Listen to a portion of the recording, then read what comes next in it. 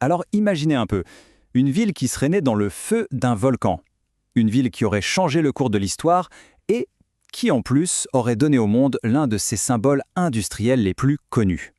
Eh bien aujourd'hui, on explore ensemble les couches fascinantes qui composent Clermont-Ferrand.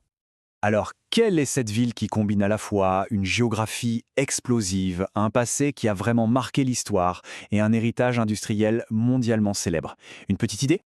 Il s'agit bien sûr de Clermont-Ferrand, une ville en plein cœur du Massif central, dont l'histoire est une superposition de couches toutes plus fascinantes les unes que les autres. Allez, découvrons ensemble comment ces éléments si différents ont pu forger son identité si unique. On va commencer par les fondations. Et pour Clermont, tout part de sa géologie. Et franchement, elle est absolument spectaculaire.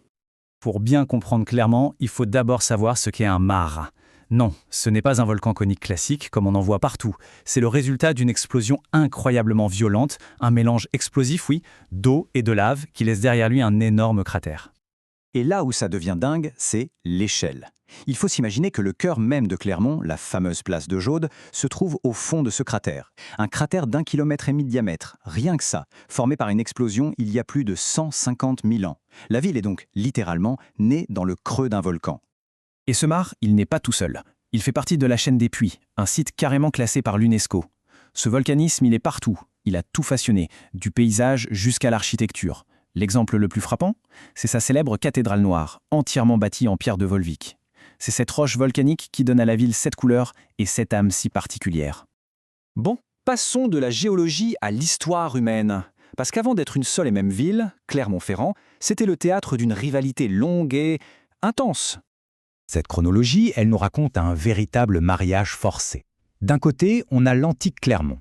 De l'autre, Montferrand, une ville toute neuve créée au Moyen-Âge pour une seule et unique raison, faire concurrence à sa voisine. Il aura fallu 2 édits royaux à un siècle d'intervalle pour obliger ces deux rivales à ne faire qu'une. Et vraiment, tous les opposés. D'un côté, Clermont, la cité de l'évêque, qui s'est développée de manière organique au fil des siècles. Et de l'autre, Montferrand, la cité du comte, toute planifiée avec des rues bien droites, pour la défense et le commerce. 2 mondes, 2 logiques, qui se faisaient face.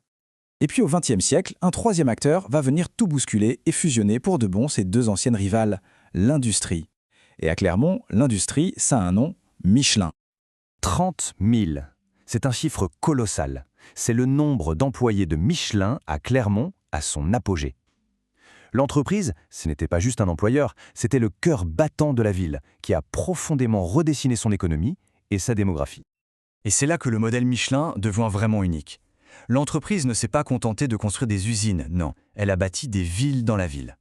Les cités Michelin, c'était un écosystème complet, où un employé pouvait naître, aller à l'école, faire du sport, se soigner, faire ses courses, le tout sous l'aile de l'entreprise. Ce détail, il illustre parfaitement l'esprit de l'époque. On ne nommait pas les rues avec des noms de généraux ou de politiques, mais avec des valeurs morales. La rue de la bonté, la rue de la foi. Ça en dit long sur la vision paternaliste et catholique de la famille Michelin, qui voulait façonner non seulement des ouvriers, mais aussi des citoyens. Allez, on passe maintenant au visage contemporain de Clermont. Parce que si l'héritage Michelin est toujours bien présent, la ville a su se réinventer pour devenir un centre hyper dynamique, plein de savoir et de culture. Aujourd'hui, un habitant sur 4 à Clermont est un étudiant. 40 000 étudiants, c'est énorme. C'est une force vive qui transforme complètement l'ambiance, l'économie et le dynamisme de la ville, bien au-delà de son passé industriel. Et cette énergie, on la retrouve partout. Du prestigieux label de l'UNESCO au Festival du court-métrage, qui est une référence mondiale, en passant par une scène musicale très active, et bien sûr, le rugby.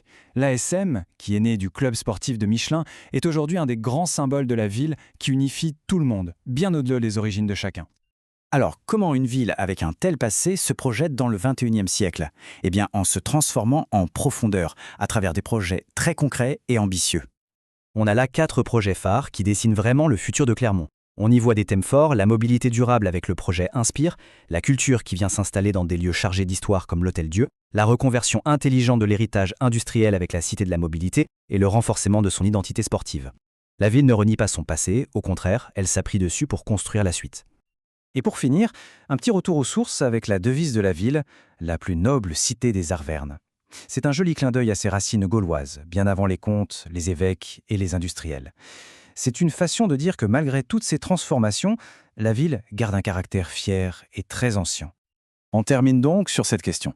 Du feu du volcan au caoutchouc du pneu, en passant par la culture et la recherche, Clermont-Ferrand est vraiment une ville de couches, une ville de strates. Son histoire n'est pas une ligne droite, c'est une accumulation d'héritages. Et c'est sans doute dans ce mélange, si unique, que se trouve la clé de son avenir.